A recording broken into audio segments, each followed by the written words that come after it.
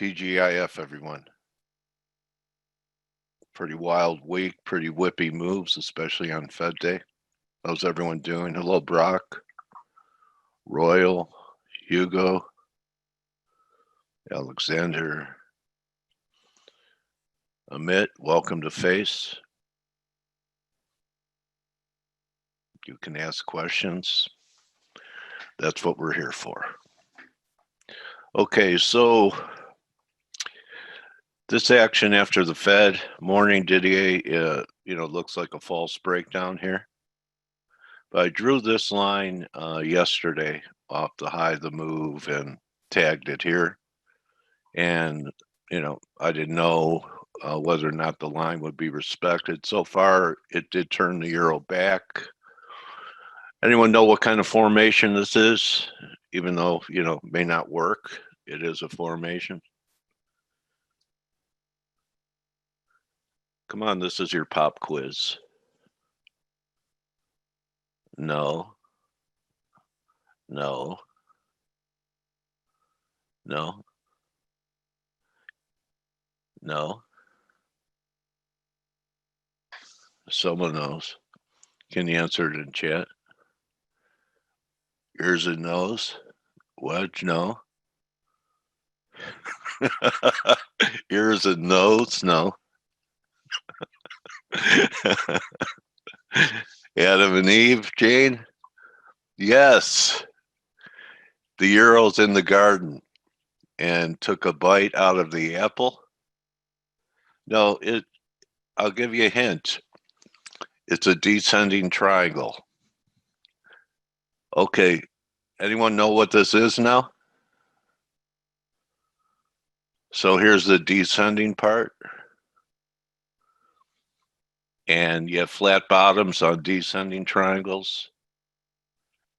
The inverse of that would be an ascending triangle. So whether or not it works, right, okay, probably more upside. And I would say getting back over this line, 1870 is it. And, I kind of agree with you because I saw this the other day that we kind of failed up here in the Dixie. When we were up here, I thought we'd have a chance for a breakdown. But if the euro turns out to be a descending triangle, what kind of triangle could this be? You have a flat top and let me move the chat.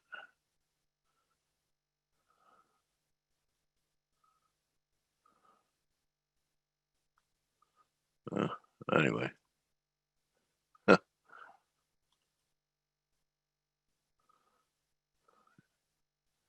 An isosceles, I don't even remember what that was.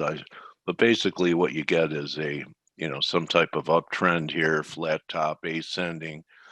Maybe it does put in a right shoulder. Anyway, I don't think you have to wait for 94 for it to turn good back over this high. What would have made it a little bit more bearish in the dollar? See, this high was 93.59. I'm surprised they didn't elect the stops over the high of the move, which was 64. So, I guess if you go with the trend, you'd be looking for lower, but, I still have to respect, and I think it may because I'm looking for 32 in cable, so Gregus count. So we'll see. Look, it also on the daily, just like the euro, 93.53. Okay, so there are two important lows, and then I'm going to pass it. Look at the euro daily. Look at how we held the 50. Right? So underneath this low, or, the descending triangle, as Blake says, there could be like a trap door. There's some air under it. So we held that on the 50. And look at gold yesterday. held the 50. So, and I think this was, near the low of the week. So we have, at least you have a couple of things going into next week that will tell you, that there could be a nice change in direction. And it's the lows of the week in the euro. Just watch his 50-day moving average on your daily and wait for it to take it out and go with it. Because, it's held it for quite a long time. And sometimes what happens is once you take out the 50, you could make a move all the way to the 200. So, that would imply this. I know most people are just looking for this, and that's possible. This is where the acceleration took place. Well, the S&Ps failed from the 2-week off number. Talked about it in here, 34.20. So if you played off numbers and you just shorted it at the off number, you only had a 9-handle drawdown. Only a 9-handle drawdown. And yeah, I'll wrap it with silver.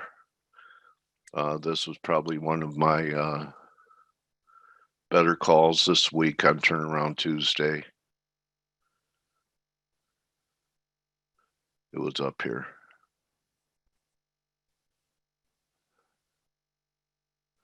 Right? And then we had the breakdown, and now we're right back here.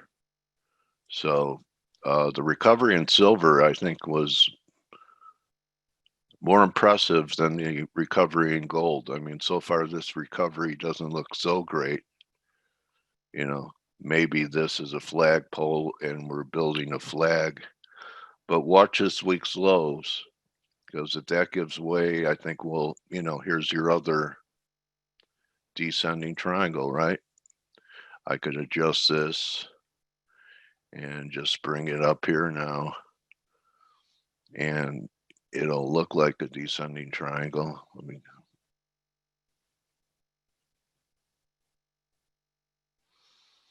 don't know why I'm having so much trouble with this. Anyway, you get the idea. I could always adjust the line. So a lot of, that happens sometimes where a formation, you'll see one, and then they start popping up everywhere. So I'm seeing a lot of descending triangles and a couple of ascending. The magnet is active. Okay, thanks, Georgie. So I have to get rid of this right here. Great tip. Yeah, there you go. All right. So see what a community we are? That magnet. Okay.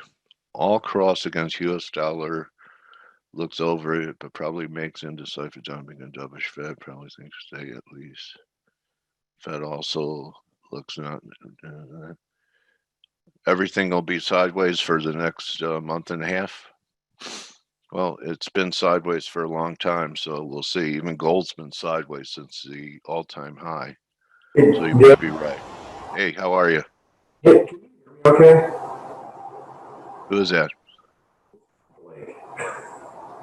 Hello.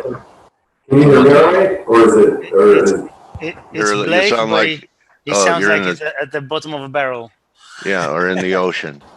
Dang it. Hold on. Who bought you that new mic? I think your wife did, right?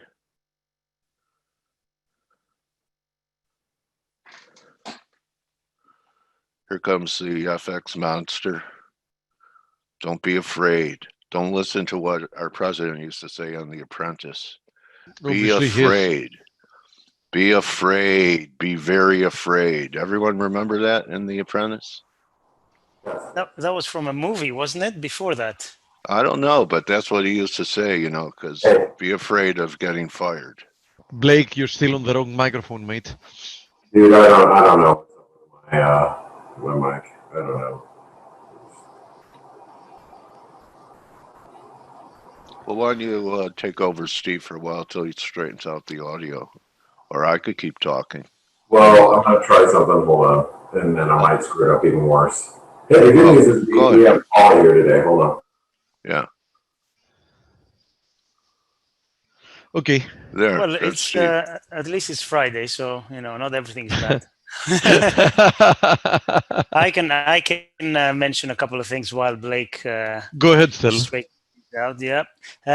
Actually, first of all, something that I didn't mention yesterday, because Gregor was here, and obviously I love listening to him rather than talking. We had we've been talking about the pound for a while now, and the pound had been strengthening. Remember, Yeah. I was short euro pound. I closed it. It went a little bit further below, and then it spiked up again. Basically, what we had the Bank of England yesterday. I don't know if Blake talked about it, but the main thing to take home from it, and I think the thing that spooked markets a little bit, is that they did discuss and explore the possibility of negative rates with regulators. Now, it's something they're saying they're not going to do. But you know what they say, never believe something until it's officially denied. So I like that. you can bet that they are exploring it, even though there has been no single example of negative rates actually working. But that doesn't stop central That banks. more or less guarantees that they're going to do it, Stelio. Yes, and so this is because central banks have like a, they have a specialty in perpetuating failed policies. we laugh, but look at what they're doing. Anyway, Yeah. this is why the pound has been spooked a little bit. It's trading a little bit better today because we got retail sales better than expected, and the jump up. Actually, not the jump up, sorry, but it is better than expected. So overall, numbers are coming in better than expected. That's a global phenomenon. You will argue that numbers are not important anymore, but when things cumulatively start pointing towards a certain direction, then it has to be positive. Having said that, I've been reading again today. First week of September, 6,000 COVID cases per day on average in the UK, which is higher than since May or something like that. It's near not the peak, isn't it? From almost back to peak levels of the pandemic. Yeah, and it's still not winter. So unfortunately, I hope I'm wrong, but unfortunately, it looks like this thing is not going away. Obviously, we know how to handle it a little bit better, but still, it's going to affect businesses, and it's going to affect employment. And the governments cannot just keep handing out checks forever. So there will be permanent effects, unfortunately, of this thing. And this is something that the markets, or at least the equity markets, refuse to acknowledge. So all in all, Yeah, because Stelio, the equities market seem to be focused on the response to COVID. So we're currently in a mode that's like, okay, COVID is going to get worse. No problem. More money printing, more asset price inflation coming through the markets, and they seem to completely refuse to price in any of the negative side effects of having to run completely unprecedented deficits and exploding the debt higher. They seem to think that that's a problem that's, somebody else's problem, that, nobody should care in the short to medium term about it. So they're pricing in all the, positive effects of unprecedented inflation by the traditional definition of inflation, and just ignore everything else. That's why so far we have this response. I think this creates the environment for a very violent repricing of all that at some point in the medium term. When there's a vaccine, both Peter Bookvar and Peter Goldstein made that comment that, the market will probably peak on a vaccine. Yes, because then go ahead. Then they will stop being able to hope in unprecedented support, because eventually it will have to be phased out. I mean, I don't think they will ever stop doing QE, because there is no more any alternative, in the sense that there is not even willingness for foreign investors to buy all the bonds that are being issued. But other than QE just to absorb the deficits, the rest of the stimulus will have to eventually be phased out. And then the economy will actually have to go through a normal or more than, normal is probably not the right word, recession, which the market refuses to price in at the moment. So I agree. It might be one more incident of buy the rumor, sell the news. So, everybody's buying the vaccine rumor, and hopefully, we really hope that it happens, right? But you're very right. Once the vaccine is there and delivered, I think the market might cheer up for a few more days, and then everybody will start focusing what happens, after that. Yep, that is true. And if you believe in technical analysis, guys, and it's the last comment, you could pull up Moderna, which is really, one of the majors out there going for the vaccine. Steve, here's the symbol. It's mRNA. Yeah, pull that up on a daily and a weekly. Okay, here it is. All right. So from a $20 stock to a $100 stock almost at the highs. And what do you see there? Here? Yeah. So far, the pullback seems corrective. Yeah, okay. And what else is there? It seems very orderly. I see two drives. So I'm looking for maybe Moderna peaks with an announcement that their vaccine works at new highs. I think it will go to 100. Blake, I think I heard you like a whisper. Can you hear me? Yes, but your volume is very, very low. Okay. Can you hear me? Yes, but still your volume is very, very low. Yeah, I'm trying to fix my settings, guys. So just give me a second, please. I bet he's playing with us. He's on a different room from the mic. and yeah, he's still and he's pretending that there is a microphone problem. Yeah. Test. Yeah, there you go. Now we can hear you. Blake, go again. Now we can't hear you anymore. Can you guys hear me now? Yes, we can. Man, it's very annoying. Anyway, hey, I know Paulie's here. Can I just go over a couple of things before I turn it over to Paulie? Grab it. Sorry, guys. I'm dealing with. I unplugged my microphone on accident, and then when I replugged it in, it reset all my settings, and it's been extremely annoying. So, I've not been here for anything that you guys have said or talked about because I was dealing with this. So we were just bad-mouthing you, so good thing. Can you catch me up, please? Just kidding. Nothing. We started having a conversation. Stages. We started giving a few data. Then we talked about COVID and the possibility that actually once there is a vaccine, the markets might peak because then they will start looking forward and thinking that all the unprecedented support, monetary support, will have to be tapered off. So counterintuitively, the resolution of the problem might actually lead to the markets recoupling with reality. So that's the type of conversation we had. Oh, okay. Well, let me just cover just a couple quick things before we have Canadian retail sales in about 10 minutes. So you guys don't go anywhere.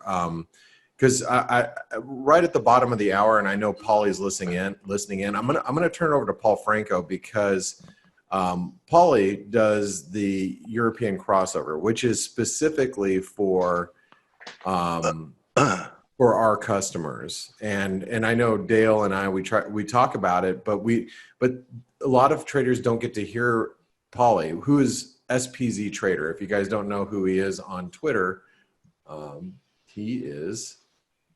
Where is he? Where he is? I'm trying to find his handle here. Hold on. Where is he? The sexy Texan with a Porsche. Yeah. And anyway, I'll pull him up here in a minute. But but I want to give him an opportunity to talk to you guys because you guys don't get to hear him every day, especially those of you that are not ForexAnalytix subscribers. But I want to cover just a few things really quick. First of all, the US dollar CNH, if you guys aren't watching this currency pair, it's been in focus a lot through the bank. A lot of the banks and analysts have been watching it. This was our chart of the day, actually, I want to say on Tuesday, and it really started to garner a lot of support the day after I made it the chart of the day. That was probably more of, it wasn't because of me or anything like that. I'm not implying that. It was actually because it was, breaking down.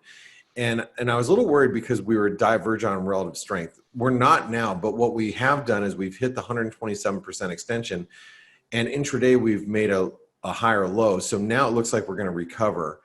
Now, a recovery in the US dollar CNH is also a good indication that we might have a sell-off in risk. Now, if you look at the NASDAQ, this is a chart that actually Citi was just making a big fuss about, but I do want to point out that we haven't been below the 50 DMA, which is the blue line here. We haven't been below this 50 DMA since really, aside from probing, we haven't really got a close down here since back here in April. And when we closed below it, in February, that's when we really took a spill. So everybody's really focused on this, the lows. And you can see like we have this triple bottom this week, which I think is at risk of breaking. Why do I think it's at risk of breaking? Because if you guys aren't watching the yen is, and obviously if you're ForexAnalytix subscribers, let me just highlight a couple of things here. The euro yen, the dollar yen, both of them are in patterns in play, and the New Zealand yen. So just, you can see it's obviously in focus if you're a ForexAnalytix subscriber. If you're not, I don't think you're late necessarily, because I actually still think that the dollar yen could, make a move to 103, especially if we break through this support here. Now, I want to talk a little bit about the euro yen from last night. If you guys did not, let me take this back. If you did short the euro yen last night because you are a ForexAnalytix subscriber, and I, put out this analysis right here that when we right here, the close of the day at the 120, the 1240 level could allow for a bounce back to the 124.50. I meant to say 124 level. Bounce to the 124.50 level, which may offer a level for fresh shorts with risk reward tight, because we're back at the neckline, right? And we bounced back to that last night, and put in a pattern in play. If you guys did short the euro yen last night, this is probably a good time to at least move your stops to break even, or even take some profits, just in case the dollar yen does hold. Because we could actually create a double bottom here in the dollar yen. We have a divergent relative strength, but with divergent relative strength, if the dollar yen decides to break down, which it could, then all that's going to happen here is you're just going to see I'm trying to draw. All you're going to see here is a move in relative strength that's just going to move through this support. So it's either or. And I know I don't like to be wish-washy, like, oh, it may bounce, or damn it, I'm just trying to delete that. Could be both. It could be both, but I hate to Got a pop and then a failure. I hate to do the wish-washy, oh, it could bounce or it could sell off here. But we are at a critical area, right, Dale? Yeah, I mean, yes, we could push below and then do a false breakdown. Obviously, there's a lot of different, scenarios here. Yeah. But what I'm trying to point out is it could bounce and create, because of the divergent relative strength, it could create a double bottom. That's why if you're short the euro yen, or even if you're short the dollar yen, we've already been adjusting the invalidation or the stop levels on the dollar yen. But if you happen to be short the yen pairs or long yen, you have to be a little careful. The flip side, that was a great trade, Blake, and no heat. You didn't have to take any heat. It was No, it was immediate thank you. gratification. It was pretty clean out of the triangle, Yeah. especially with the dollar yen. But the flip side is if you are short and it does break through, you might want to be looking to take profits quickly too, because the relative strength is oversold. I think we could, especially on a Friday, if we decide to take out these stops, it could be, as you pointed out, Dale, it could be a quick trip. It could be, 103.80. That's not what I'm trying to do here. Hold on. Stay in drawing mode. That's why I need to click. So it may break through support and bounce back, because it's Friday. That's, can happen on Fridays. One last thing, because we have Canadian retail sales, and then I'm going to pass it over to, as soon as the data comes out, I'm going to pass it over to Paul. So we have this big inverted head and shoulder pattern. It's big, obviously, as long as we stay above, 131. There's no reason to be bearish. I don't want to be uber bullish either while we're below 132.50 and specifically below 133, which is the spike low from here back in June. But we do have retail sales today, right? So again, if you're a ForexAnalytix subscriber, you go over here where it says calendar. There's this little button here. It says data flash. The data flash is your live data that's coming out next, and you can see TBA is to be announced. We have some U.S. data, Canadian retail sales. Market's looking for a 1% increase month over month. Month over month retail sales core 0.5%. Previous, was a lot better. So obviously they're expecting the consumer to cool down a little bit, and then we got some Canadian wholesale trade data coming out. But the point I want to try to make here with the Canadian, I'll come back to this here in just a second, is that the Canadian dollar has just had a really heck of a bounce, and we've been watching Canadian data. Well, obviously I've been watching Canadian data for 20 some odd years, but the data releases for Canada, they tend to move before the data is released. And I know a lot of you guys live up north of us. I'm not saying you guys are all crooked or anything, because I really do love Canada, but man, I don't know how your data leaks, they get out early. And that's pretty common.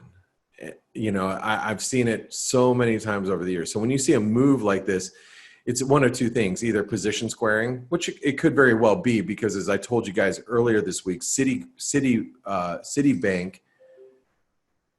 their positioning said that the market to their clients, the market's extremely long Canadian, New Zealand, and Kiwi dollars. So you might get a little position squaring ahead of this data, but also what's spurring that? Do people know that the data is going to be weak? And that's why we're seeing some Canadian movement. So anyway, we'll watch the data as it comes out. It's going to come out in just about about 2 minutes. So Dale, Steve, Stelios, and actually Paulie's here too. Hey, Paulie, are you mic'd up?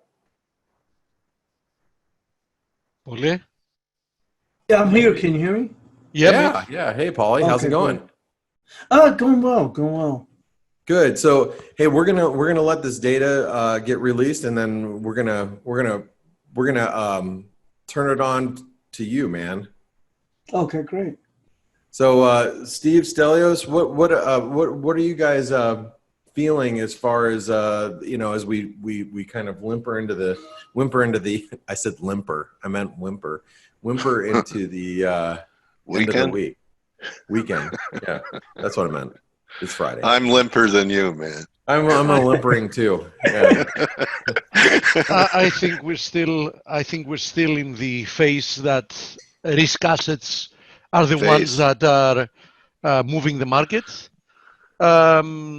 So far, what I've seen this week is a consolidation after a rather sharp move lower. I think there are chances that we're going to see at least one more leg down in the days ahead. So I think short term, there is a chance that we're going to see more risk off, which should keep somewhat the dollar supported. And I say somewhat because the dollar response remains unimpressive. But I don't see any real reason why this is going to be more than a short-term situation, not as long as the policies remain the Canadian same. wholesale sales data is good. Retail sales weak. It's bad, yeah. Yep, there it goes. Boom. Oh, no one knew that. No one knew that data was going to be bad. Sorry, Steve. Didn't mean to step on you there. Yeah, but, mate. Absolutely. Data always has priority. Yeah. So now I would be careful with the dollar Canadian. We've been up here. We were up here yesterday, and this is a pretty epic failure yesterday when we were up here at 132.50, and then we rolled right back over.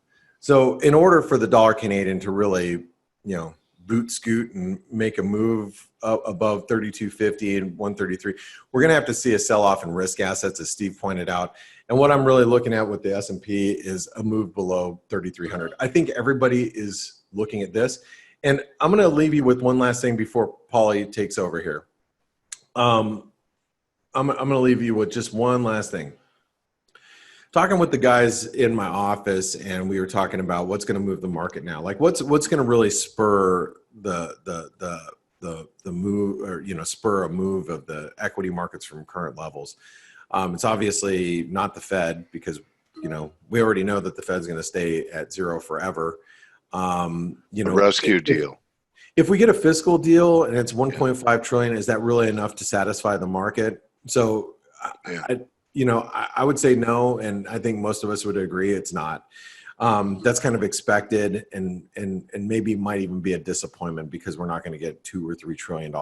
So even if they manage to get something through, which the risk right now is they don't. So I think that's not bullish. So now what else? Well, we have the election, and so the election is going to be, right now the market believes that a Biden win is bearish for stocks. A Trump win is bullish for stocks. So we're going to have to start watching the polls. Now, I am a believer that it's actually opposite. And so do actually the guys from my office, which means that what we're looking for is, like, let's say Trump actually wins, which I think is going to happen. I think we'll see a spike up in risk assets. Then you sell into that strength, because, he's going to lay into China, and he's going to lay into you guys in Europe really hard in his second term. Really hard. Why do you think so, Blake? That he's going to? Oh, he's got nothing to lose. He will be. I'm going to pee on my mark on history, and he is going to trade war the hell out of this world. I'm telling you. Okay. And that's my opinion. Flip side to that is, if he loses and Biden wins, everybody thinks that it's going to be bearish equities. I think any dip in equities, you want to be a buyer, because people will turn around and say, you know what, it's going to be better off. It's going to be, well, I don't know if it's going to be better off. It'll be what's the old adage they use? No Obama drama, or no Obama, no drama Obama, whatever, however they said it with Obama. Is Biden's going to be a lot of the same. So the devil, stability, basically, right? Yeah, it'll be a little bit more stable, and I think they'll say, okay, well, maybe China-U.S. relations will improve over the next couple of years. And so any real severe dip in equities, we're going to have a taxation issue. I believe that as well. But I think, you have to be a buyer of a big dip, or, we'd be a seller of a big spike.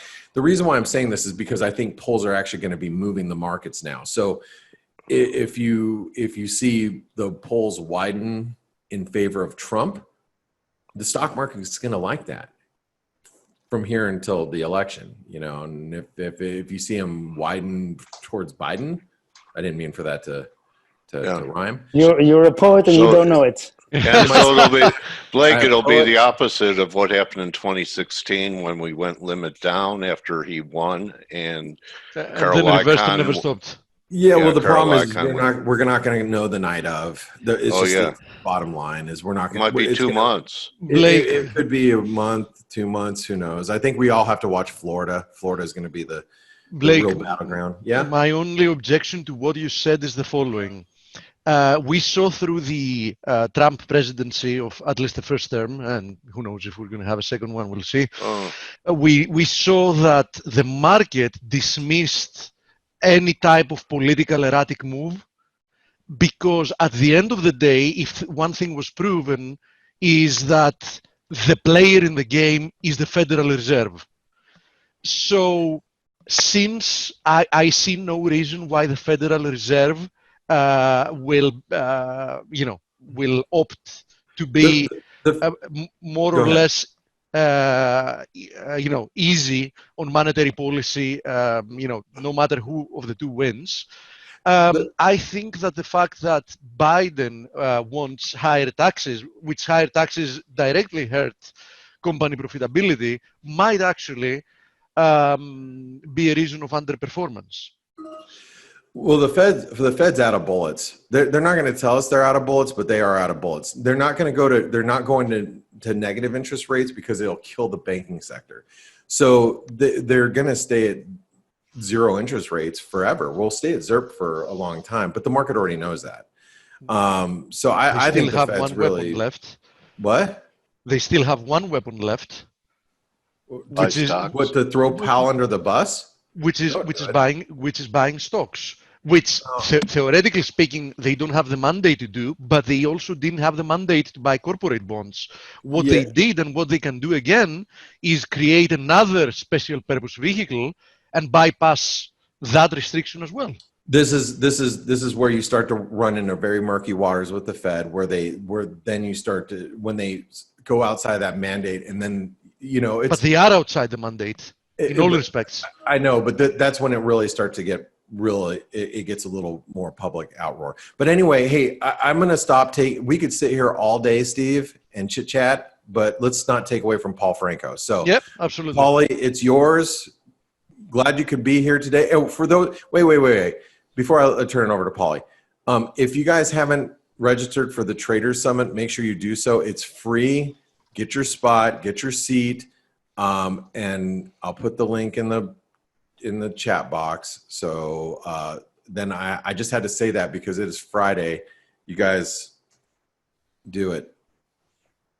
Do it because we might run out of seats this weekend. And then if you want to listen live, you're just going to have to listen to the recording. But you still should register because you still will get the recording. But register. Don't wait. Okay. Paul Franco, how's it going, man? There's another thing they should do as well. Take advantage of our offer. Yes, that too. Hey, Paulie. Hey. Hey. I'm trying to see if I can switch screens. Bear with me. Hey, so what Steve said is make sure you take advantage of the seasonal offer. I'll put that in the chat box as well. And let's see, I think I'm on a different screen. Hold on. Let's see. I see. You should be able to see the bias chart on there, and I'm not seeing that. Yeah, I see it. You see the bias chart? Yeah. Yeah. Okay, then I guess I'm on the right screen here. It's in the middle of all the other charts. Yeah, okay, great. And Paulie, let me just mention that, guys, I do a bias chart here on the Face webinar. Typically, I just didn't do one today. But you guys will get, Paulie does his own, and he's got a few other asset classes on there.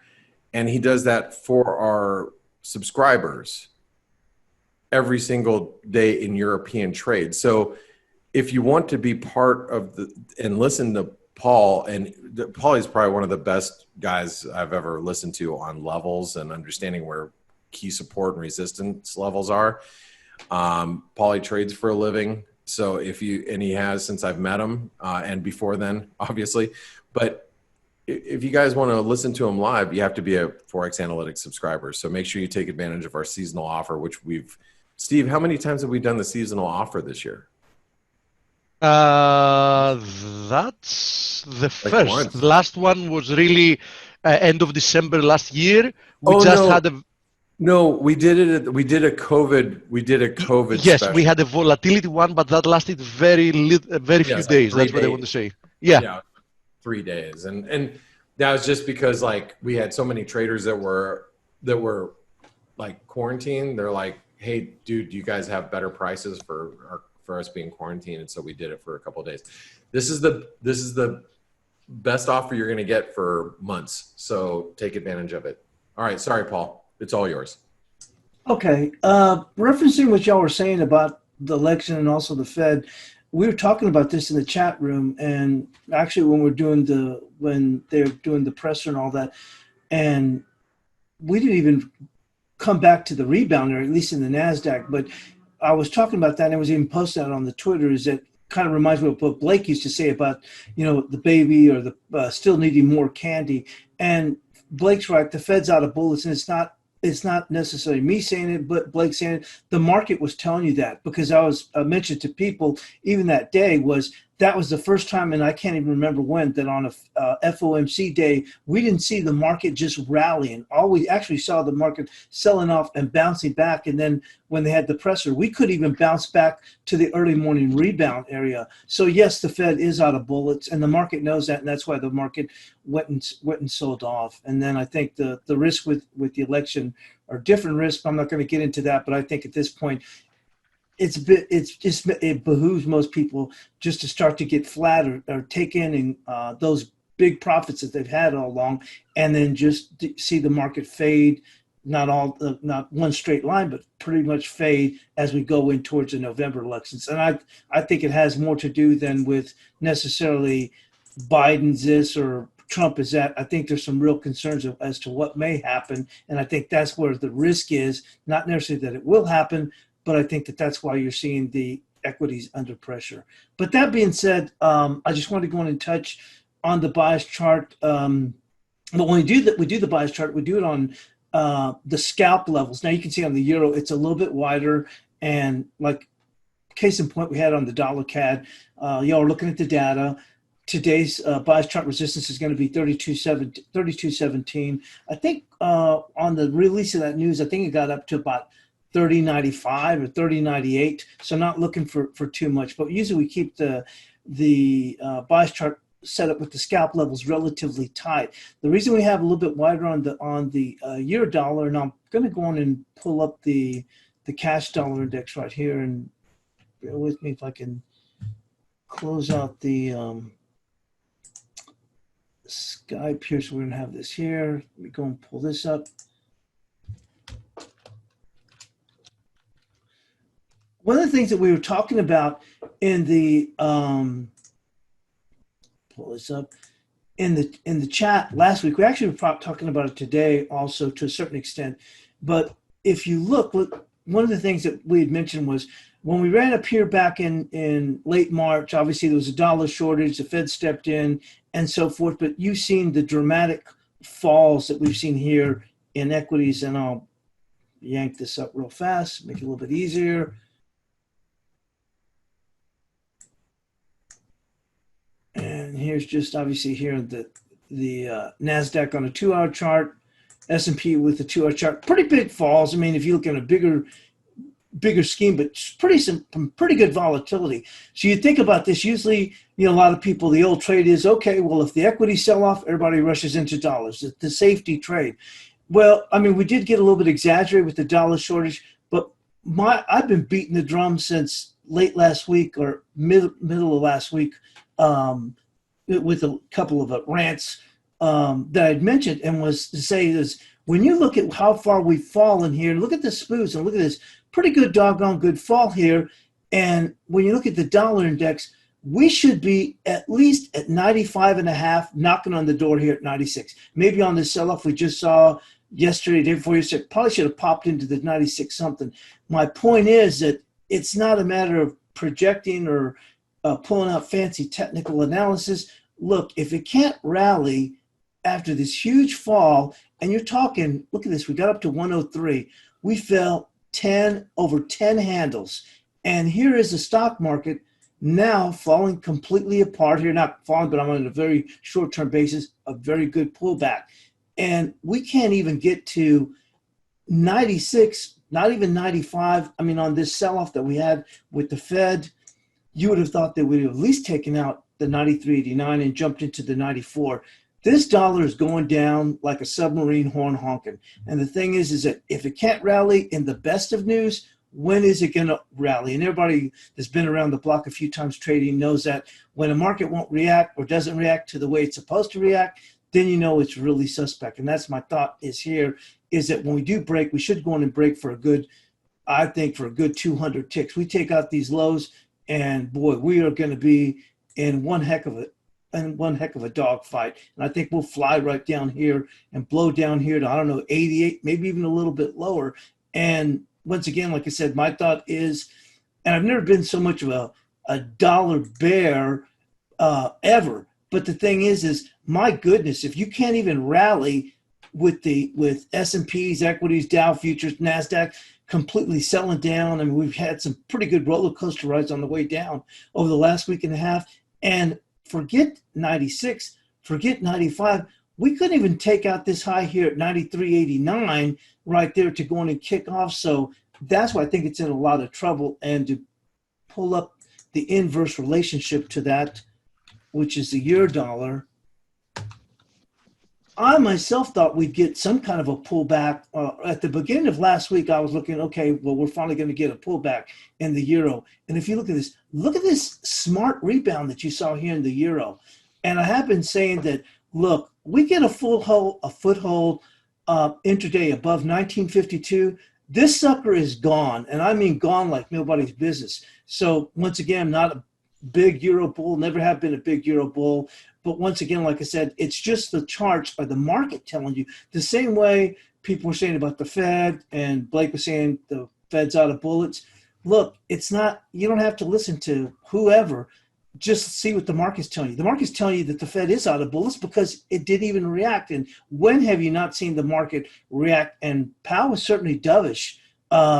People might mention degrees of dovishness he could have been, but he was dovish. And we couldn't even take out the morning rebound highs. So this market, like I said, the equities, they know the Fed's out of bullets. The markets are going to go and start to pare back some. But if you look in here, the dollar's not even responding. The dollar doesn't even care that equity sell off. So there's no run into the safety of the dollar. So once again, if anyone that's short, they're going to have their stops above here. We get above 1952. This sucker is gone, and I mean gone.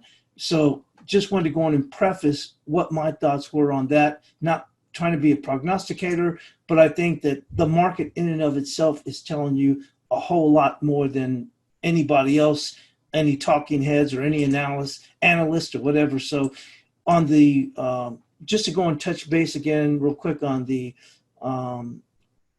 European crossover webinar, we do a daily bias chart, and we go on and pretty much generally the levels are going to be a lot tighter because we're just looking at scalp levels. Like I said, today our bias chart resistance for the dollar CAD's at 32.17. High so far has been, I think it's like 30.94, or I mean 30.98 or something like that.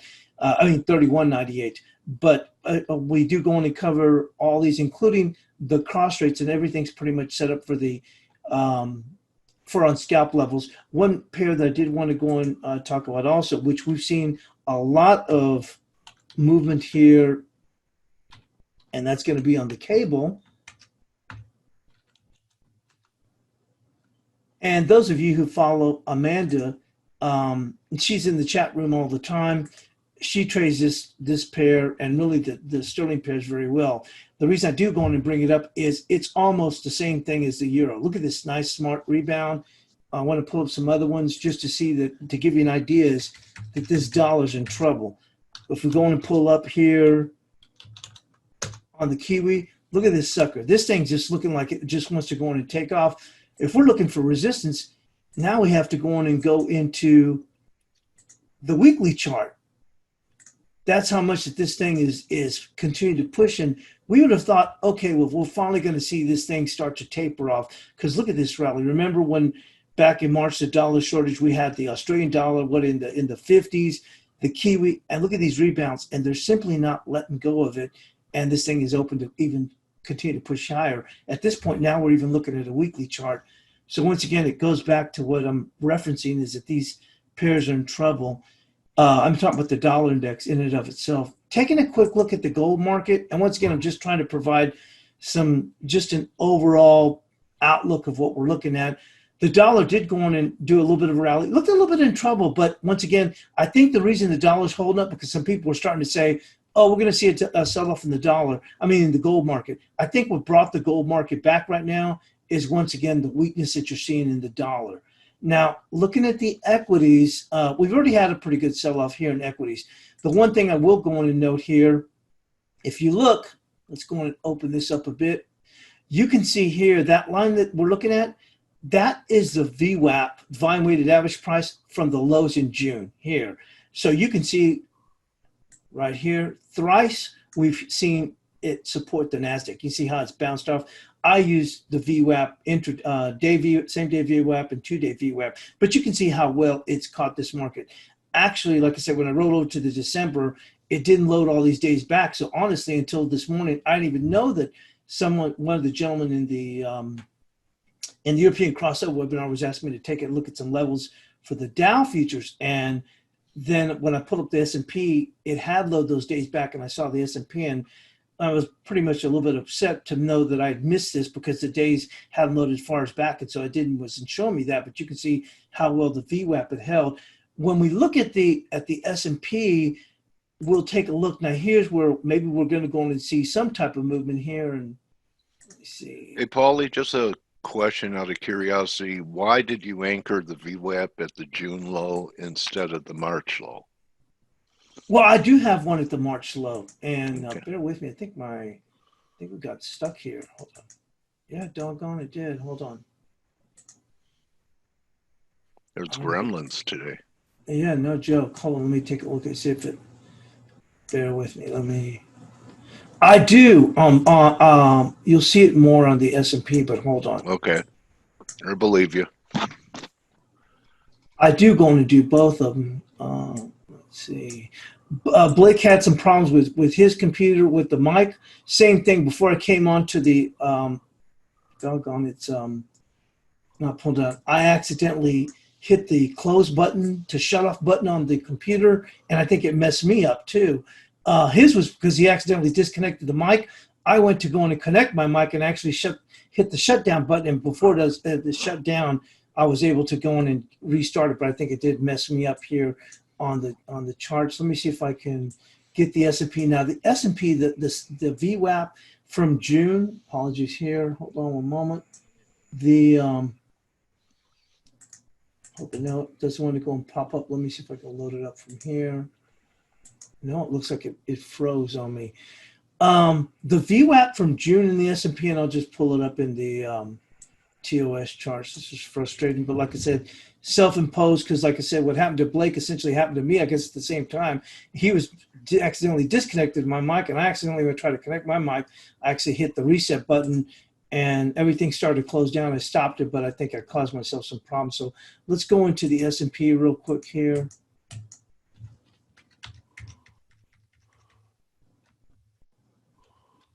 Maybe if I start to shut some things down. I'll try and shut some things down, and maybe it'll help relieve it. But I think that's what had happened. Hold on.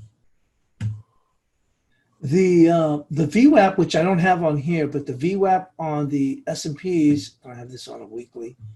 Bear with me.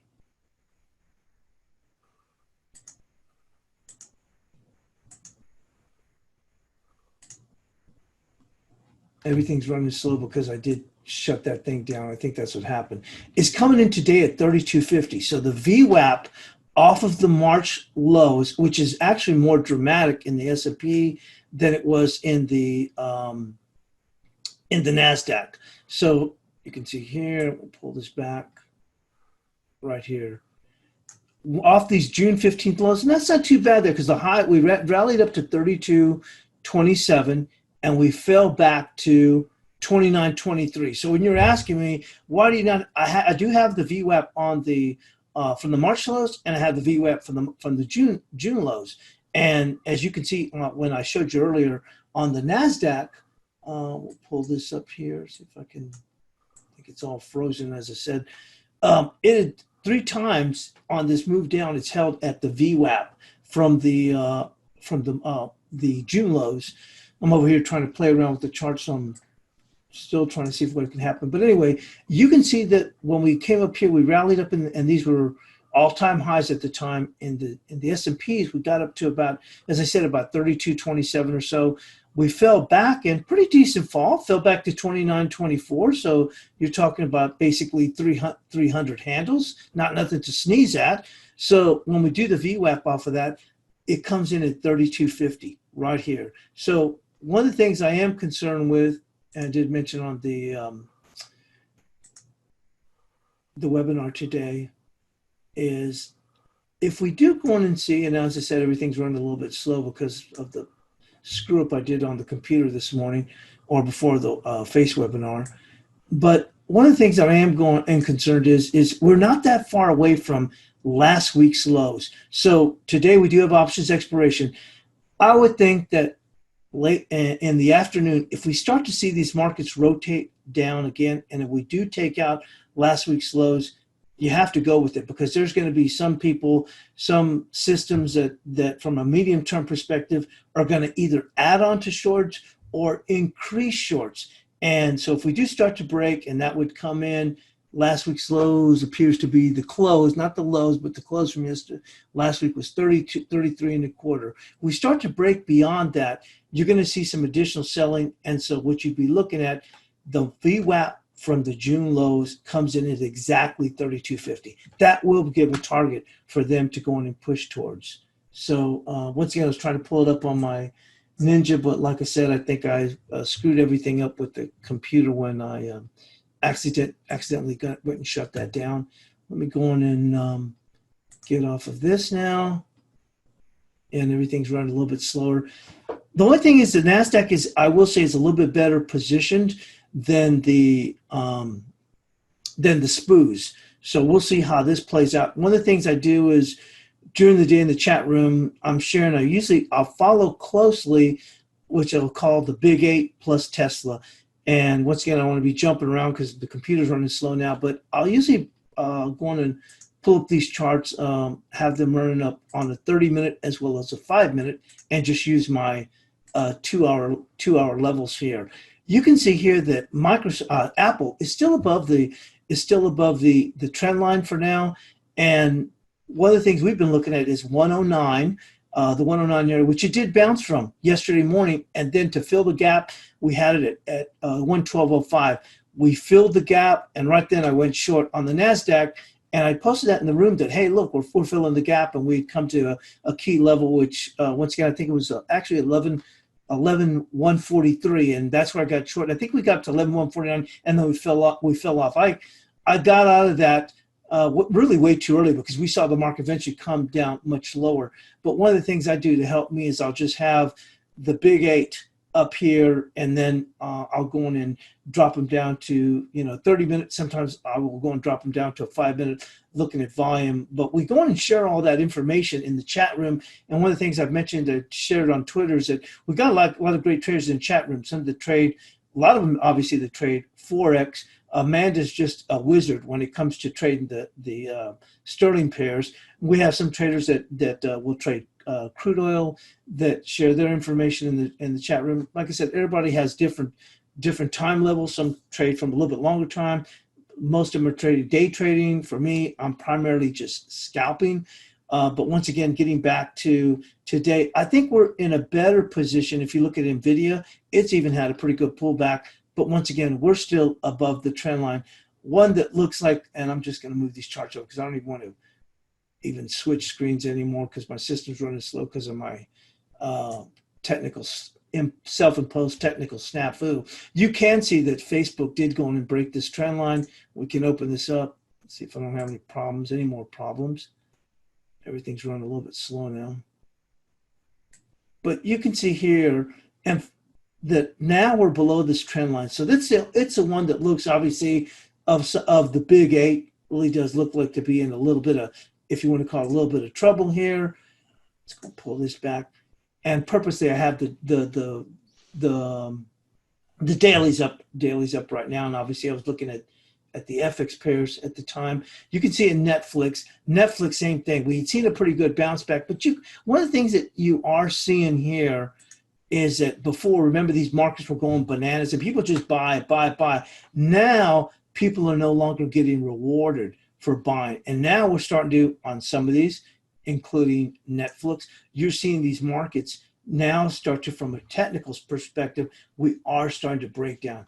Most of the other big eight are holding up relatively well, but you are seeing some of those that are in trouble. I remember when Netflix had broken down as we sold off, and I thought, oh, they're not going to come back. Man, doggone if they didn't pop all the way back again and then pop up even higher. But now these markets are starting, you can see, we're starting to see lower lows and lower lows.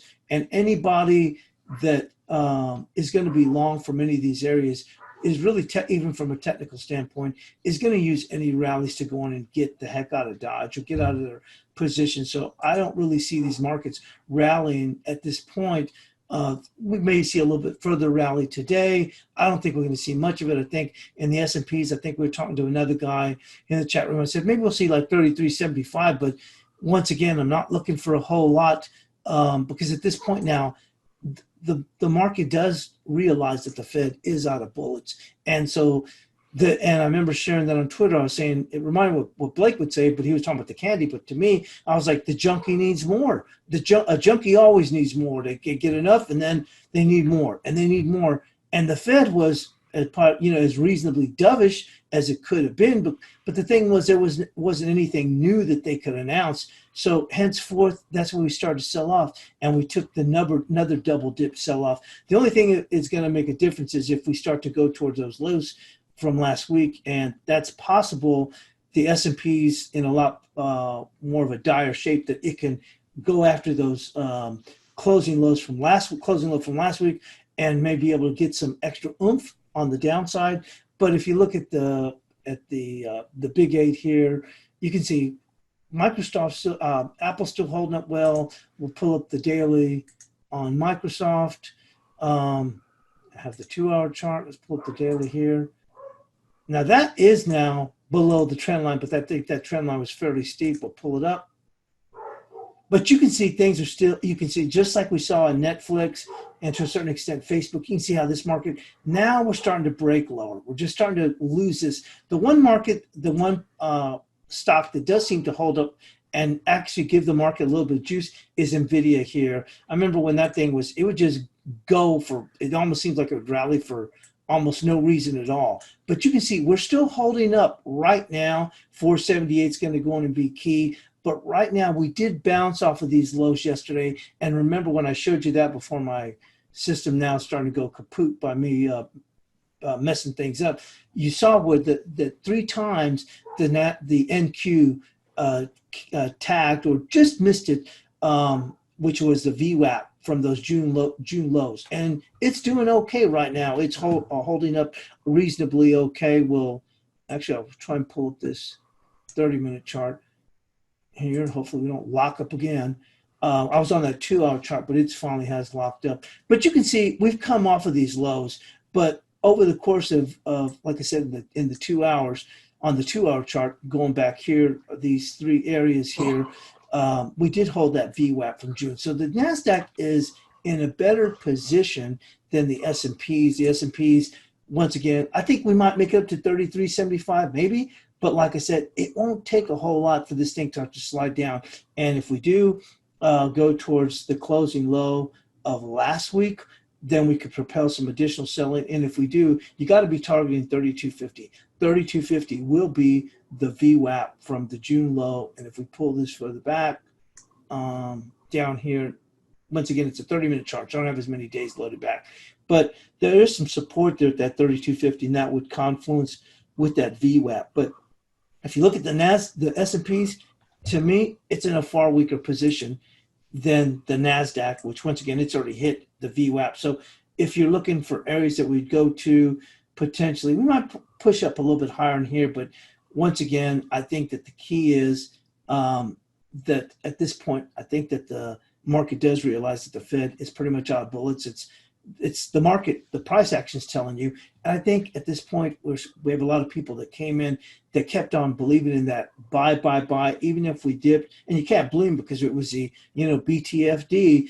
And with the Fed, you got the Fed at your back. But 2 days ago, we finally saw where the Fed's still at your back, but the market doesn't care anymore. It's no longer listening. It's just like, basically, it's almost like the emperor has no clothes. And the market's realizing it. And 2 days ago is when people actually saw it, in the sense that, wow, it didn't rally. And one of the things I pointed out that morning was, wow, this is the first FOMC day since all this business that I don't see the market rallying.